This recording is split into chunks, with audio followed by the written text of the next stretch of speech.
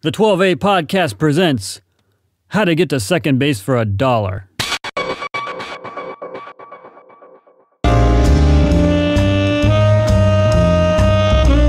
This is a little segment we like to call How to Get to Second Base for $1.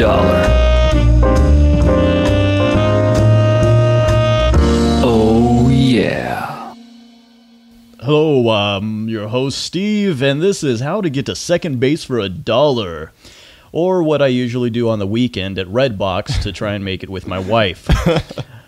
So my Redbox dollar choice for you all for this weekend is actually a movie that I saw in the theater, but I actually almost got to second base publicly in a theater, so this should definitely work in the comfort of your own home. Wow, is your wife listening to this podcast? No. Okay, good. Yeah, so she can't call me out on anything. The movie is People Like Us. It came out this year with Chris Pine and Elizabeth Banks. Michelle Pfeiffer actually plays Chris Pine's wife or mother too in this. Oh, okay. All right. So there's not. I was thinking about this when I chose this movie. There actually is a little bit of romance, but this is more like that really like feel good type of movie. Chris Pine plays this guy who he's a broker for just everything. Like if you had 10,000 tires overstocked, he'll buy them for pennies on the dollar and resell them to somebody else. That's like all he does. Well, he gets in trouble in the beginning of the movie with the Federal Trade Commission, and he's out tons of money and piss poor, and then he comes home to find out from his girlfriend, who is the very hot Olivia Wilde, that his father in California dies, and he and his father, zero relationship. His dad was a big, major recording studio guy who recorded a bunch of musicians. Okay. So he gets tricked into by his girlfriend going out to the funeral, and they're a huge whole mess. Well, wait, he gets tricked into going to the funeral? He doesn't want to go? He doesn't want to go at all. Okay. Yeah, he doesn't want to go. His girlfriend gives him the pity party thing. He goes. He's going because he's hoping there's money in it for him because he's in so much trouble now with government, whatever. So he's hoping that there's going to be money. So he goes. After the funeral, he meets with the lawyer of the estate, and he's handed this shaving bag, and it's his father's like old antique shaver, and I guess he gets his father's entire record collection, which is a massive record collection and everything, but it's not money. In the shaving bag is like $150,000 in a note that says, "Give this to Jay, this person." So what he finds out is his father had another child with a different woman. Okay. And he has an older sister who has a son. And so there are a lot of different stories because it's about the relationship he has with his father who is dead that he needs to fix. He's trying to figure out what to do with his money. It's the money he needs, but morally he should be giving this to this older sister who's raising this child that's his nephew and everything. Right. So he spies on them. And what gets creepy at one point is he's spying on her, and she's like an AA and all this stuff, and getting really close because he sees her as a sister. She's seeing him as this potential father to her child. And so there is this culminating point where you're like, oh my God, don't kiss. Right. But it's a really feel-good movie because even in his relationship with Olivia Wilde, and he's got to grow and find himself, and he's really scumbag for a while. This kid grows on him. And you find out, and it's one of those movies that I love where the end of it comes together really nicely. Like I walked away and thought there's nothing more I need.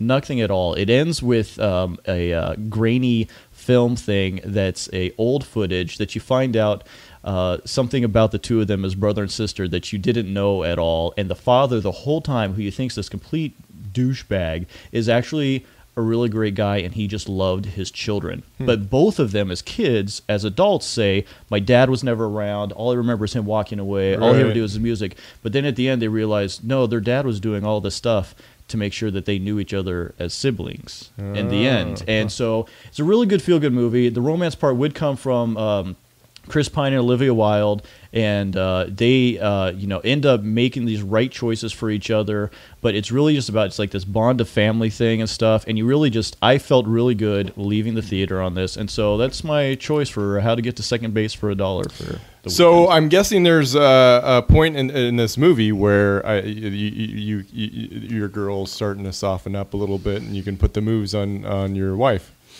Yes, there is.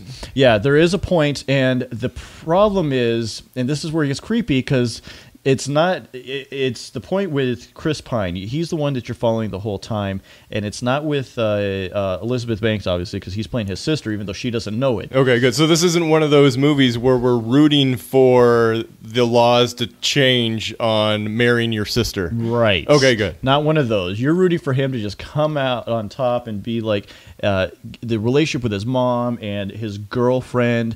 And there's just this great like scene where, and it's great because it's one of those just by saying you're sorry or I love you, it fixes everything type of things. No matter how much you think that's bunk or not, right?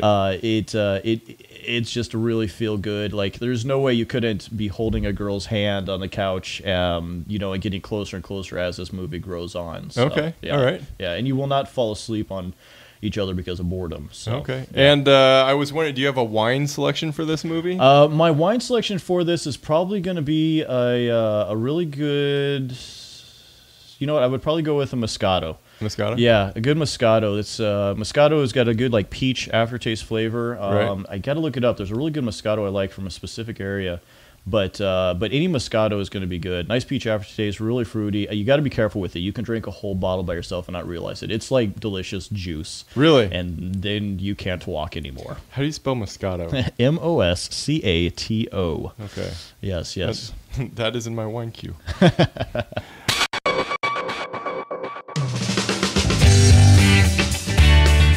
The 12A podcast is released every other Wednesday and distributed on the 4-Eyed Radio Network.